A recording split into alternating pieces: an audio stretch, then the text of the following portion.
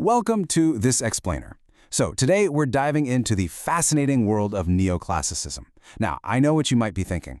A literary period literally famous for its strict, unbreakable ancient rules. Sounds kind of dry, right?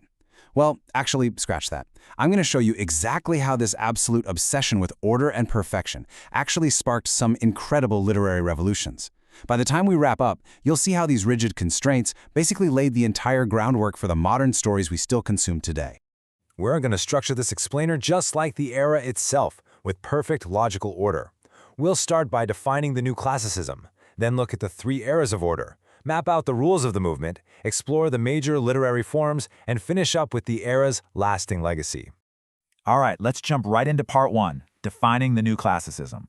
So, neoclassicism dominated English literature between 1660 and 1798. To really get the mindset of the time, just look at the word itself. Neo means new, and classicism refers to the style of ancient Rome and Greece, so it literally translates to the new classicism. You see, following a period of massive political and social upheaval in England, writers basically decided that the absolute best way forward was, well, to look backward. They wanted to revive the exact literary techniques and structures perfected by the ancient Greeks and Romans. To them, the ancients had already figured out perfection, so why try to reinvent the wheel, right? And this really hits the nail on the head regarding the era's central conflict. On one side, they absolutely loved order, reason, balance, and logic. I mean, this was the age of reason. But on the flip side, they despised strong emotions and wild imagination. Writers heavily favored the intellect. They actively suppressed all those passionate, chaotic feelings of the eras that came before them, and they fiercely resisted the untamed imagination that would eventually define the Romantic era coming right after them. Moving on to part two, the three eras of order. This timeline gives us a perfect bird's-eye view of how the movement developed over roughly 140 years. We kick things off with the Restoration Age, slide right into the Augustan Age, and finally transition out through the Age of Sensibility. If you're currently studying for a literature exam, these study notes perfectly lay out the core focus of those first two eras. Let's walk through the highlights together. The whole movement kicks off with the Restoration Age in 1660. The name comes from King Charles II being officially restored to the English throne. And man, this triggered a sharp cultural reaction against the incredibly strict, joyless religious rules of the previous Puritan era. Suddenly, theaters reopened, and comedy and satire absolutely exploded. The major figure to remember here is John Dryden. He essentially dominated the era with his plays, his poetry, and biting literary criticism, like his famous piece, Mac Flecknoe. Next up is the Augustan Age, spanning 1700 to 1745. This is also called the Age of Pope, after the famous poet Alexander Pope. Now, what's really fascinating about this specific era is the sheer confidence of these writers. They proudly compared their stable, high-culture society to the golden era of ancient Rome under Emperor Augustus. It was an era obsessed with politics, high society, and brilliant, razor-sharp satire. You've got Alexander Pope writing mock-epic poetry like The Rape of the Lock, and Jonathan Swift dropping legendary prose satires like Gulliver's Travels. Finally, we reach the Age of Sensibility, led by Dr. Samuel Johnson, the guy who famously compiled the Comprehensive English Dictionary. This period acts as a really crucial transitional phase. They were still maintaining those classical rules, sure, but the strictness was starting to crack just a bit. They were finally letting early human emotion, philosophy, and a love for nature peek through, evolving steadily toward the upcoming Romantic movement. Okay, let's get into part three, the rules of the movement.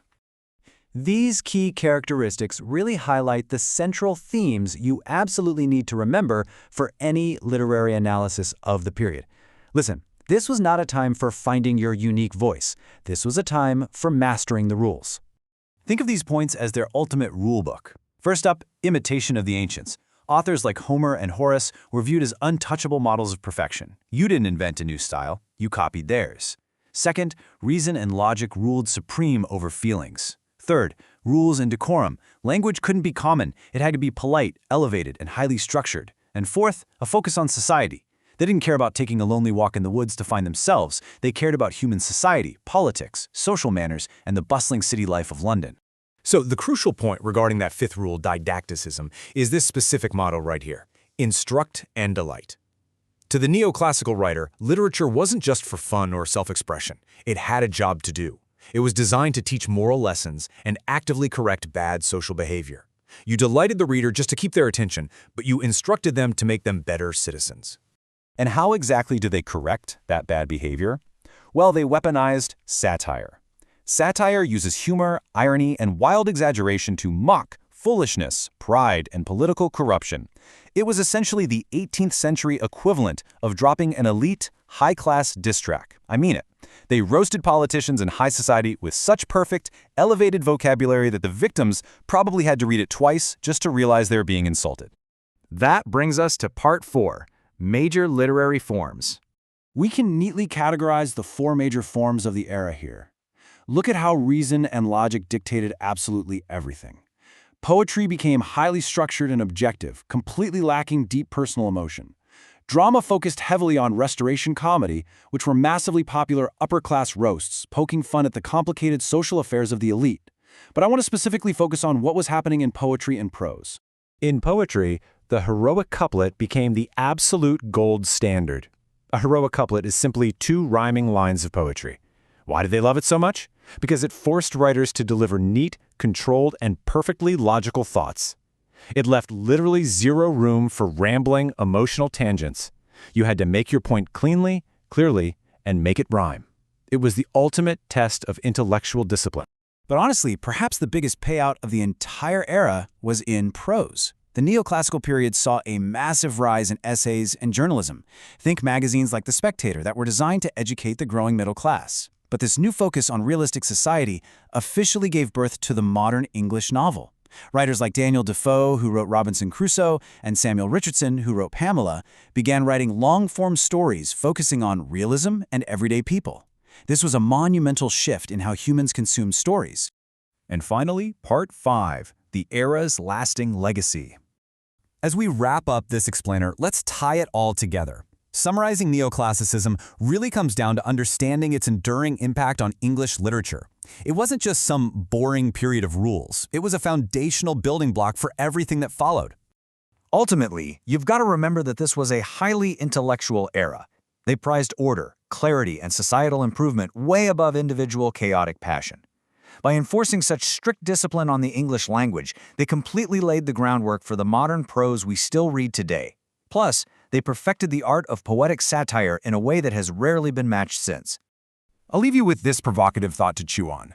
Isn't it incredibly fascinating how an era so utterly obsessed with looking backward, an era strictly bound to rigid, ancient rules, is exactly what it took to forge the discipline necessary to give birth to the modern novel, the most popular storytelling format we have today? Sometimes, to create something completely new, you have to master the rules first. Thank you so much for joining me on this explainer, and keep questioning the literature you read.